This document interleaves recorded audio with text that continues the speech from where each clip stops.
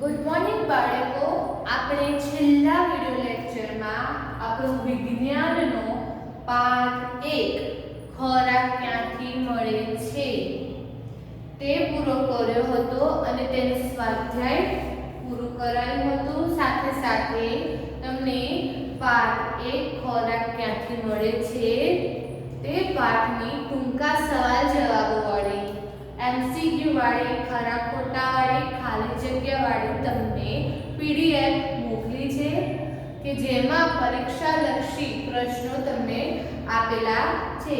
બરાબર. હવે આપણો આગળનો બીજો પાઠ છે આહારના ઘટકો.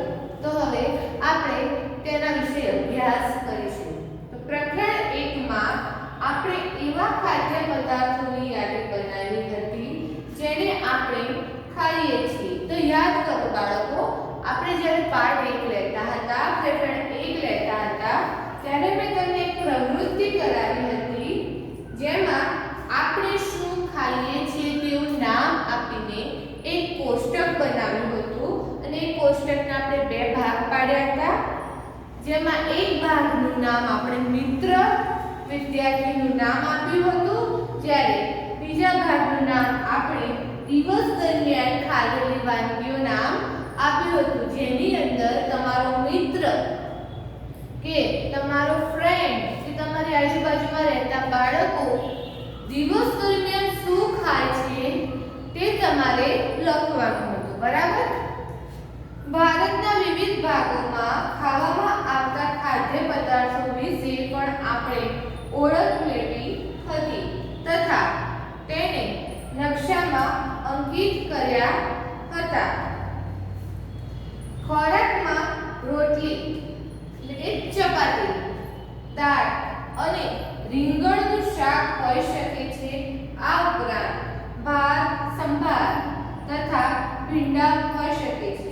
તેનાથી વિશેષ અન્ય ભોજનમાં ઈડલી, માછલી તથા શાકભાજી હોઈ શકે છે. હવે તમે દરરોજ જમવા બેસતા હો છો, દરરોજ તમે ખાતા હો છો, તો તમે બધાએ જોયું હશે કે તમારી મમ્મી તમને દરરોજ ખાવામાં દાળ ભાત છે, શાક છે, રોટલી છે, ખીચડી છે, દૂધ છે, પછી કોક નવી વાનગી બનાવે તો કે ઈડલી છે, ઢોસા છે, આ બધા તમને રોજ અલગ વાનગીઓ બનાવીને ખવડાવતી હોય છે.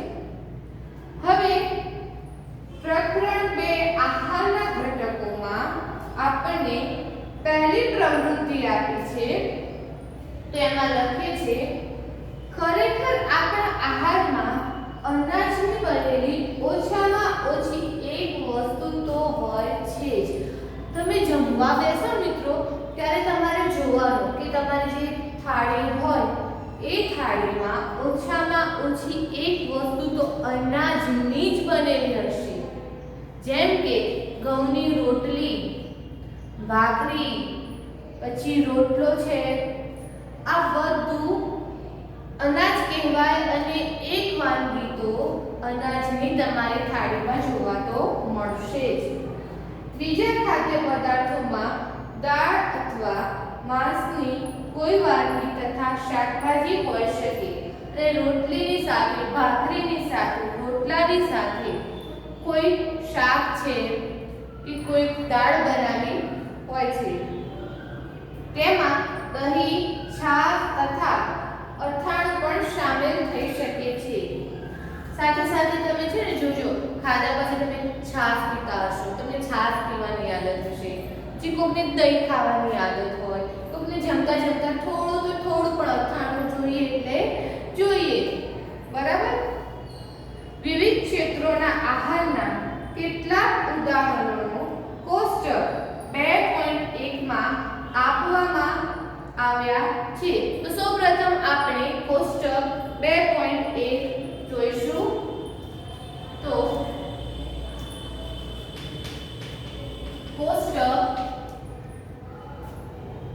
2.1 જેનું નામ છે વિવિધ ક્ષેત્રો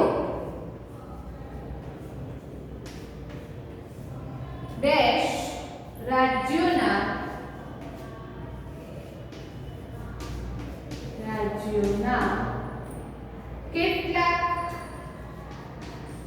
કેટલાક સામાન્ય ભોજન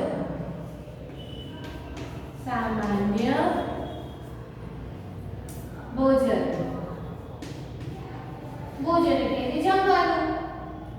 તો કોષ્ટક 2.1 માં વિવિધ ક્ષેત્રો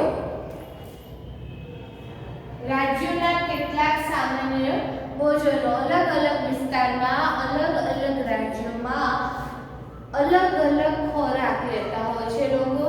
દરેક રાજ્યમાં દરેક ક્ષેત્રોમાં એક જ સરખો ખોરાક લેવામાં આવતો નથી. બરાબર. તો હવે આપણે સૌ કોષ્ટક દોરીશું. આ કોષ્ટક સૌએ પોતપોતાની નોટબુકમાં દોરવાનું છે મારી સાથે સાથે.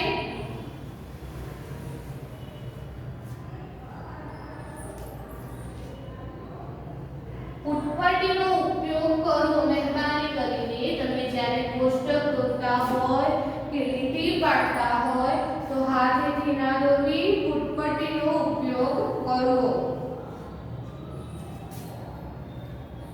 આ કોષ્ટકને આપણે 5 ભાગમાં વહેંચીશું. પહેલું છે ક્ષેત્ર, દેશ, રાજ્ય, જેમાં આપણે રાજ્ય અથવા ક્ષેત્ર એટલે કે વિસ્તારનું નામ લખીશું. બીજું છે અનાજની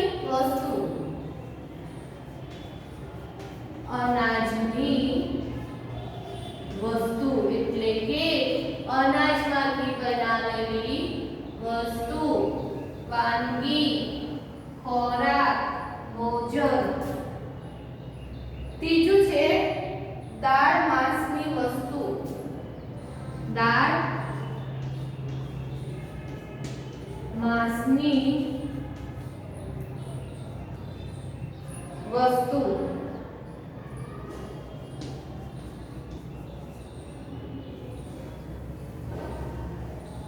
બરાબર. ચોથું છે શાકભાજી,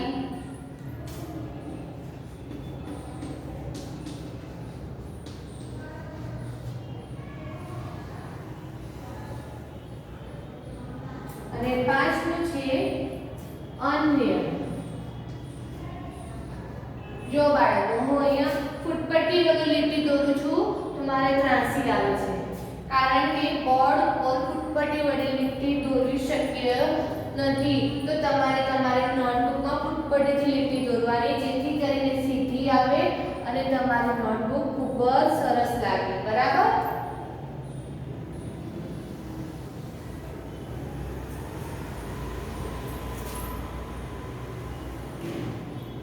સૌપ્રથમ પોતપોતાના ચોપડામાં આ રીતનું કોઠું બનાવી દો અને જે રીતે મેં નામ આપ્યા છે 5 ભાગોના એ રીતે નામ આપી દો.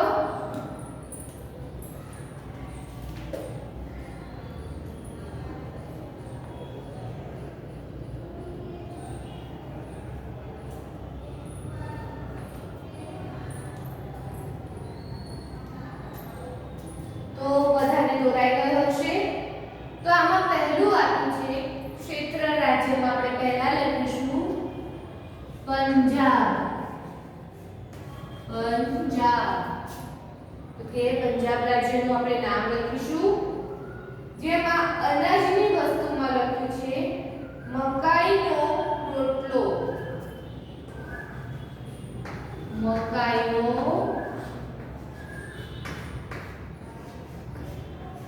રોટલો. દાળ માંસની વસ્તુમાં આપ્યું છે રાજમા,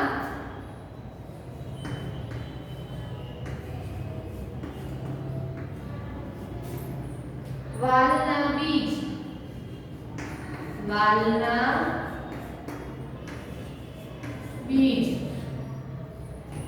પછી શાકભાજીમાં લખ્યું છે સરસવનું શાક,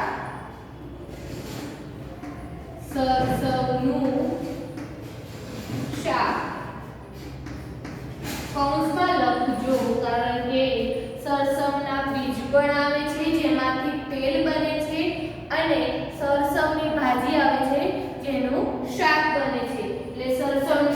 છે તેની નીચે કૌંસ કરીને લખવાનું સરસવની ભાજી નું શાક. બરાબર. અન્યમાં લખ્યું છે દહીં અને ઘી. તો હવે અહીંયા ક્ષેત્ર રાજ્યમાં આપણે લખ્યું પંજાબ. બરાબર. તો પંજાબના લોકો જ્યારે જમવા બેસે છે, જ્યારે ખોરાક લે છે, ત્યારે તેમની થાળીમાં અનાજની વસ્તુ એટલે કે મેં તમને હમણાં જ કીધું કે તમે જ્યારે પણ જમવા બેસો છો ત્યારે તમારી થાળીમાં કોઈ એક ઓછામાં ઓછી એક વસ્તુ તો અનાજની બનેલી હોય છે. તો પંજાબ રાજ્યના લોકોના થાળીમાં અનાજની વસ્તુમાં છે મકાઈનો રોટલો. જેમ આપણે અહીંયા બાજરીનો રોટલો ખાઈએ છીએ તે જ રીતે અહીંયા છે મકાઈનો રોટલો. ત્યારબાદ છે દાળ માંસની વસ્તુ. તો દાળ માંસની વસ્તુમાં એમના લખ્યું છે રાજમા વાલના બીજ. એટલે કે એમણે દાળમાં રાજમા તેમજ વાલના બીજ લીધા છે. ત્યારબાદ શાકભાજી. તો એમની થાળીમાં શાકભાજી તરીકે સરસવનું શાક એટલે કે સરસવની ભાજીનું શાક. કારણ કે જે સરસવ આવે છે તેના બીજમાંથી તેલ બને છે અને તેની ભાજી એ શાક બનાવવામાં ઉપયોગી છે. અને અન્યમાં લખ્યું છે દહીં દૂધ. બરાબર.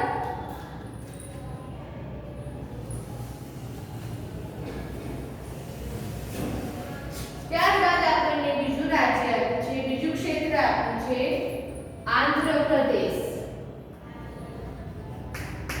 આંધ્રપ્રદેશ. તો એમાં અનાજની વસ્તુમાં લખ્યું છે ભાત. દાળ માંસની વસ્તુમાં લખ્યું છે તુવેર દાળ અને રસમ. તુવેર દાળ અને રસમ. કૌંસમાં લખીશું ચારું. જેને લોકો ચારું પણ કહેતા હોય. પછી આવે શાકભાજીમાં કંદૂર. કંદૂર. કૌંસમાં લખીશું ટિંડોળા. ટિંડોળા. અને અન્યમાં લખીશું છાશ, ઘી, અથાણું. બરાબર. તો આપણને બીજું રાજ્ય, બીજું ક્ષેત્ર આપ્યું છે આંધ્રપ્રદેશ. હવે આંધ્રપ્રદેશ, કેરળ, તમિલનાડુ આ બધા એવા રાજ્યો છે કે જેમાં ચોખાનું ચલણ ચાલે છે. એટલે કે ત્યાં આગળ ભાત વધારે ખવાય છે, ચોખામાંથી બનેલી વાનગીઓ વધારે ખવાય છે. તો અનાજની વસ્તુમાં લખીશું ભાત. દાળ માંસની વસ્તુમાં લખીશું તુવેર દાળ અને રસમ. રસમ એટલે એક પ્રકારની દાળ જ આવે છે જેમાં આંબલીનું પ્રમાણ વધારે હોય છે. ત્યારબાદ શાકભાજીમાં લખીશું કંદૂર એટલે કે ટિંડોળા અને અન્યમાં લખીશું છાશ, ઘી, અથાણું.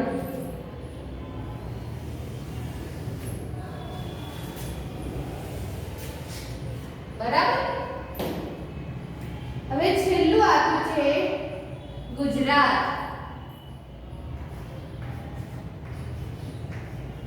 આ આપણે જાતે લખવાનું છે. તો બોલો ગુજરાતમાં આપણે શું લખીશું? તો તમારી મમ્મી છે તમને રોટલી તો આપે જ છે. તો રોટલી શેમાંથી બને? તો કે ઘઉંમાંથી. તો આપણે અહીંયા પહેલા લખીશું ઘઉંની રોટલી. ઘઉંની રોટલી. ત્યારબાદ દાળ માંસની વસ્તુ. તો તમારી મમ્મી તમને દાળ ભાત તો ખવડાવે જ છે. તો અહીંયા આપણે લખીશું તુવેર દાળ. તુવેર દાળ. ત્યારબાદ છે શાકભાજી. શાકભાજીમાં બાળકો તમને જે શાક વધારે ભાવતું હોય એ શાકનું તમારે નામ લખી દેવાનું. તો અહીંયા આપણે લખીશું બટાટાનું શાક. ચલો બટાટાનું શાક. અને અન્યમાં આપણે લખીશું છાશ, ઘી, અથાણું. બરાબર. તો અહીંયા આપણો કોષ્ટક 2.1 વિવિધ ક્ષેત્રો રાજ્યોના કેટલાક સામાન્ય ભોજનો અહીંયા પૂરા થયા. સૌપ્રથમ પોતપોતાની નોટબુકમાં આ કોષ્ટક તમે દોરીને એમાં લખેલી વિગતો તમે બધા લખી લો.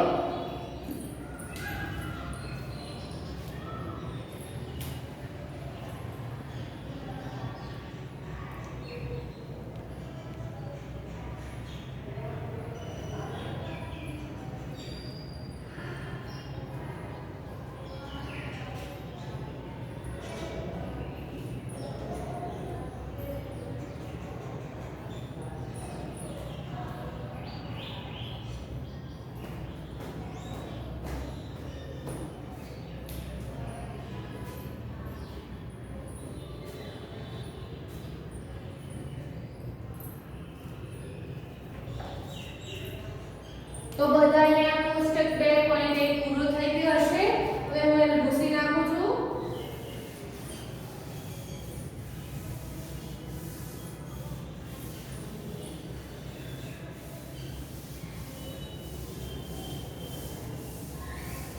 બાળકો તમારે લખવાની સ્પીડ પણ હવે વધારવી પડશે.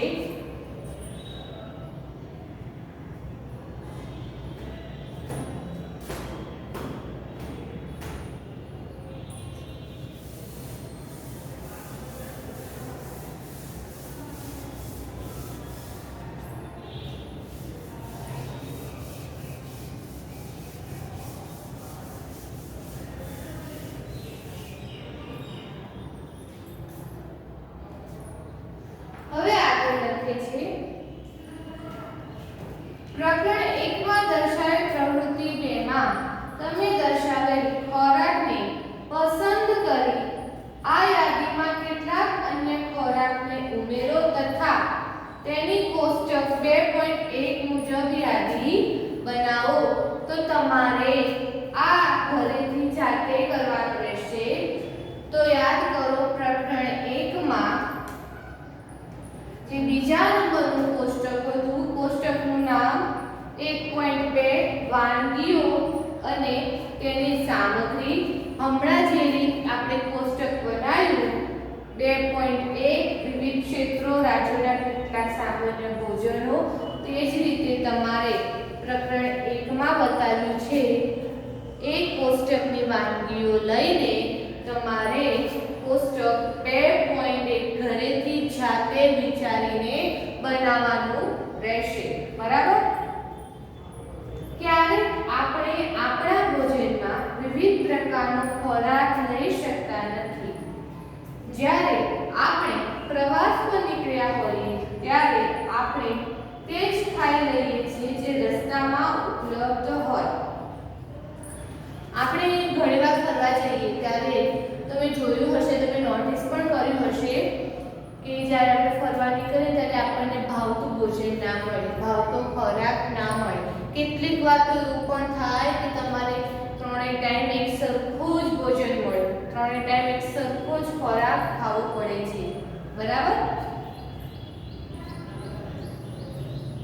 આપણામાંથી કેટલાક માટે તે શક્ય નથી હોતું કે તે આ બધા ખોરાકની વાનગી પ્રત્યેક સમયે ખાઈ શકે.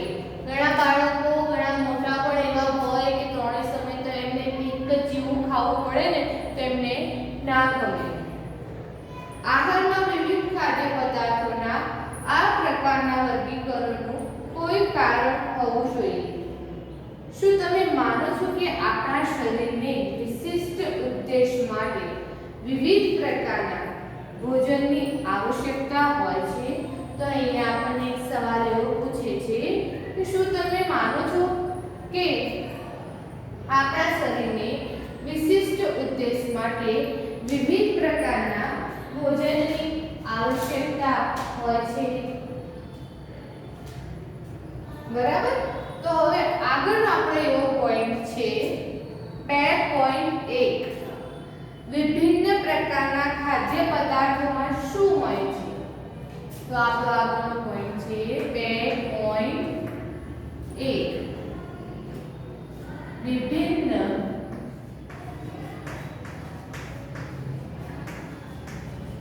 પ્રકારના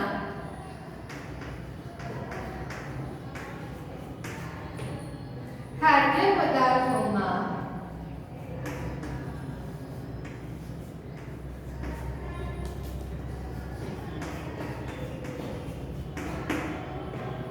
શું હોય છે?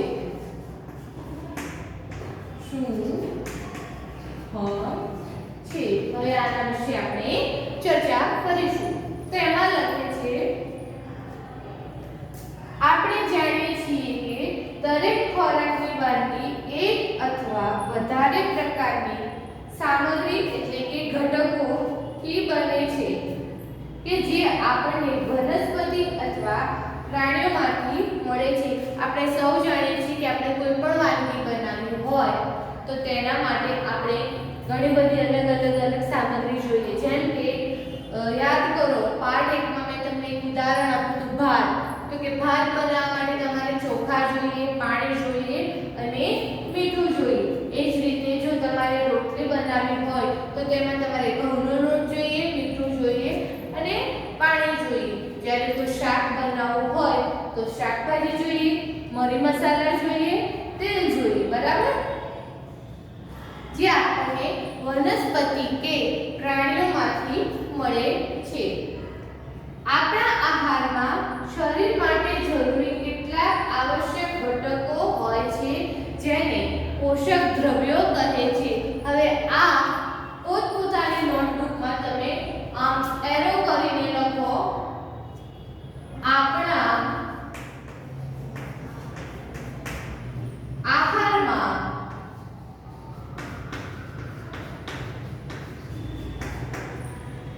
શરીર માટે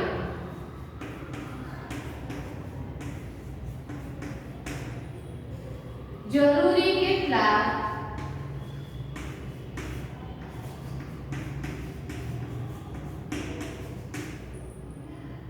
આવશ્યક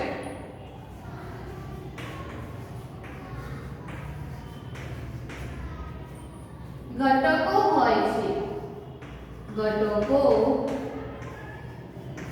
હોય છે જેને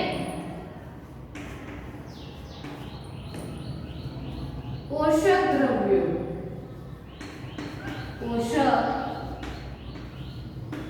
દ્રવ્યો કહે છે. આપણે જે ખોરાક લઈએ છીએ, આપણે જે ભોજન લઈએ છીએ, આપણે જે આહાર લઈએ છીએ તેમાં કેટલાક એવા જરૂરી પોષક તત્વો રહેલા છે, કેટલાક એવા જરૂરી ઘટકો રહેલા છે જે આપણા શરીરની વૃદ્ધિ માટે, આપણા શરીરના વિકાસ માટે ખૂબ જ અગત્યના હોય છે, ખૂબ જ જરૂરી હોય છે.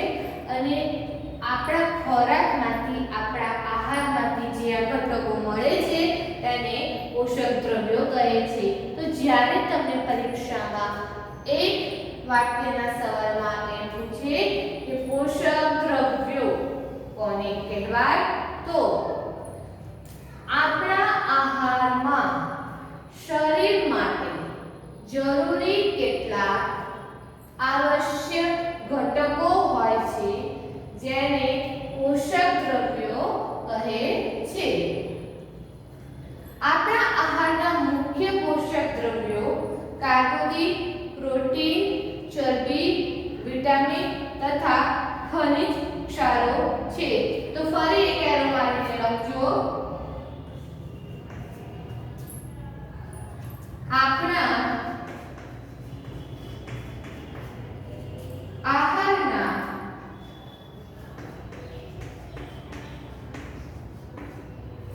મુખ્ય પોષક દ્રવ્યો મુખ્ય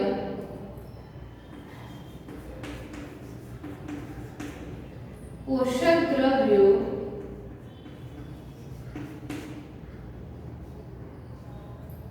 કાર્બોનિક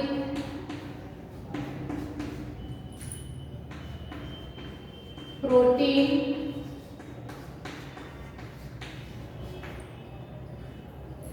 ચરબી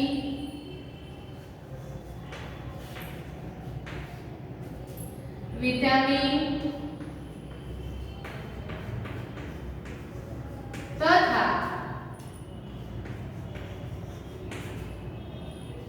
ખનિજ ક્ષારો છે ખનિજ ક્ષારો છે જો તમને ખાલી જગ્યામાં એમ પૂછે કે આપણા આહારના મુખ્ય પોષક દ્રવ્યો કેટલા છે તો કે 5 અને એમ પૂછે કયા કયા તો કે કાર્બોદિત પ્રોટીન ચરબી વિટામિન અને ખનિજ ક્ષારો આ ઉપરાંત આહારમાં પાચક રેસાઓ તથા પાણી પણ શામેલ છે જેની આપણા શરીરને આવશ્યકતા છે આ 5 મુખ્ય પોષક દ્રવ્યો સિવાય આપણા શરીરમાં આહારમાં પાચક રેસાઓ એટલે કે જેનાથી આપણો ખોરાક સરળતાથી પાચન થઈ જાય તેમજ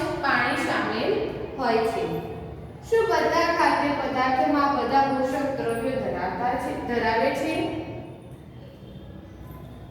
કેટલીક સામાન્ય પદ્ધતિ દ્વારા આપણે તે જાણી શકીએ છીએ કે કાચી સામગ્રી તથા રાંધેલા ખોરાકમાં એક અથવા વધારે પોષક દ્રવ્યો હાજર હોય છે કેટલીક એવી સામાન્ય પદ્ધતિઓ છે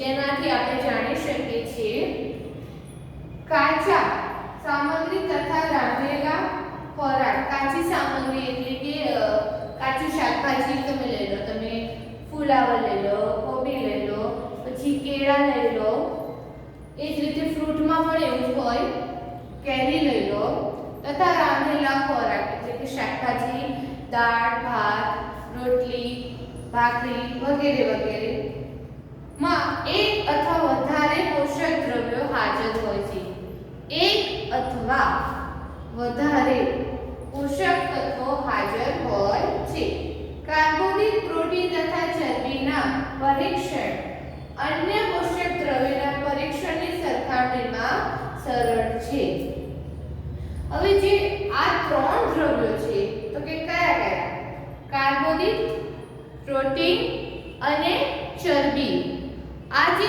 3 દ્રવ્યો છે તેના પરીક્ષણ અન્ય દ્રવ્યોના પરીક્ષણ કરતા અન્ય દ્રવ્યોના પરીક્ષણની સરખામણીમાં સરળ છે ચાલો આપણે આ પરીક્ષણોને કરીને તારણની કોષ્ટક 2.2 માં લખીએ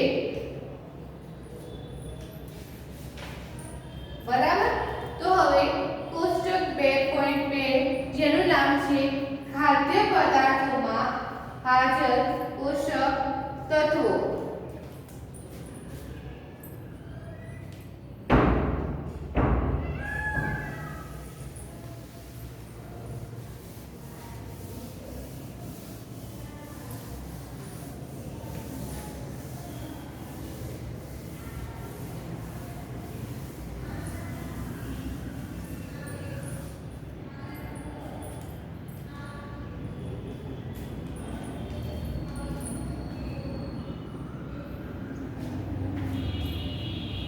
કોષ્ટક મોટું છે એટલે હું એને 2 ભાગમાં દોરું છું પરંતુ તમારે સૌને એક જ ભાગમાં સળંગ દોરવાનું છે પોતપોતાના ચોપડામાં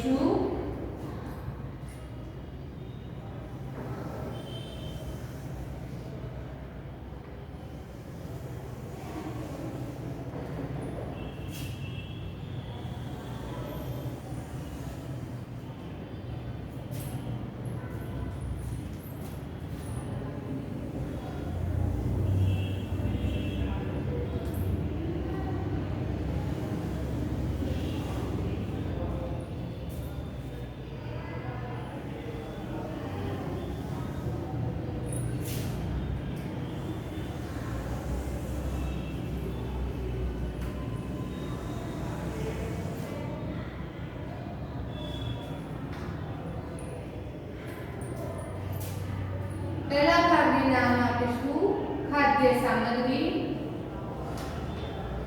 ખાદ્ય સામગ્રી. બીજા ભાગનું નામ આપીશું સ્ટાર્ચ. સ્ટાર્ચ અને કૌંસમાં લખીશું હાજર.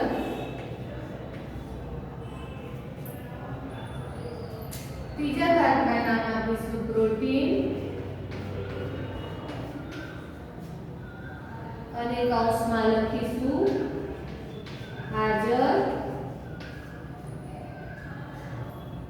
ચોથા ભાગમાં નામ આપીશું ચરબી અને કૌંસમાં લખીશું હાજર. સૌપ્રથમ તમે બધા પોતપોતાના ચોપડામાં મેં જે રીતે કોષ્ટક દોર્યું છે તે રીતે કોષ્ટક દોરી દો.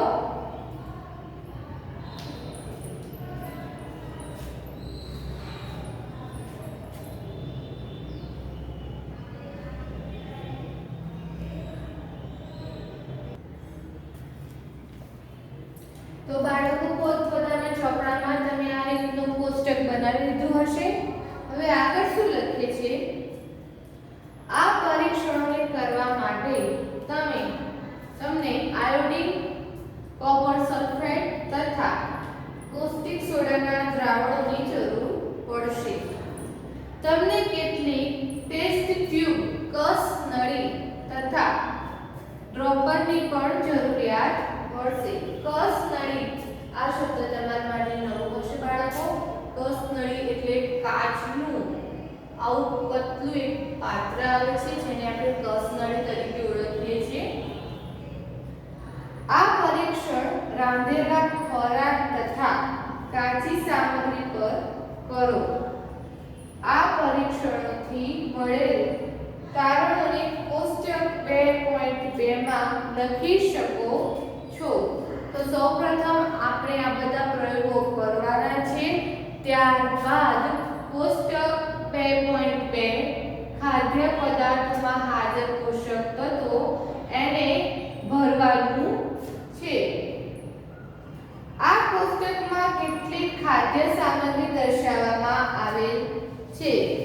તો એમાં કઈ કઈ ખાદ્ય સામગ્રી દર્શાવેલી છે તો હું લખું છું બોર્ડ પર, એ તમે લખી લો. તો ખાદ્ય સામગ્રીમાં આપણને આપેલું છે પહેલા તો કાચા બટાકા, પછી આપણને આપ્યું છે દૂધ,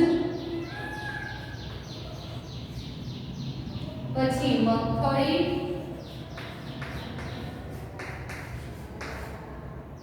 ચોખાનો લોટ,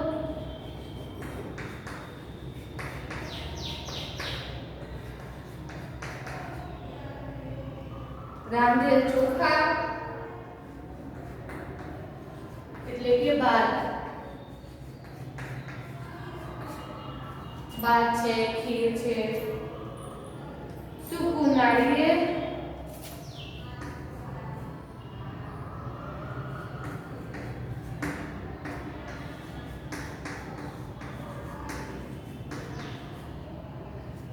ચણાનો લોટ,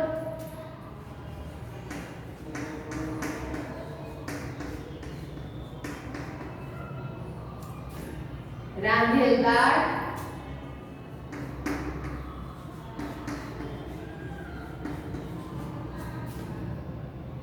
કોઈ પણ શાકભાજીનો ટુકડો, કોઈ પણ શાકભાજીનો ટુકડો, કોઈ પણ ફળનો ટુકડો, કોઈ પણ ફળનો ટુકડો,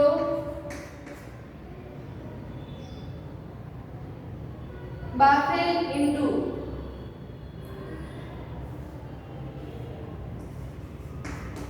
બાફેલ ઈંડું, કૌંસમાં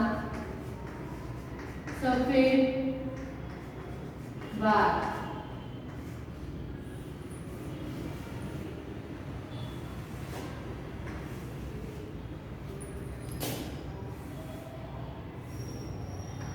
બરાબર તો આ બધા આપણને ખાદ્ય સામગ્રીના નામ કોષ્ટક 2.2 માં આપેલા છે.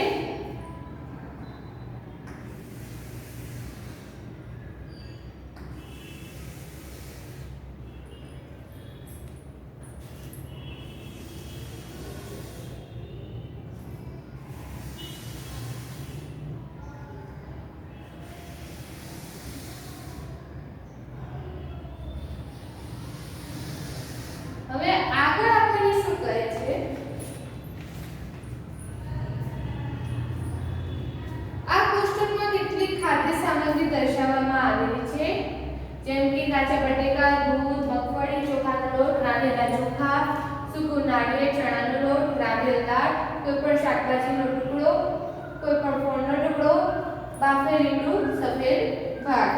તમારું પરીક્ષણ તેની ઉપર અથવા અન્ય હાજર પદાર્થ પર કરી શકો છો.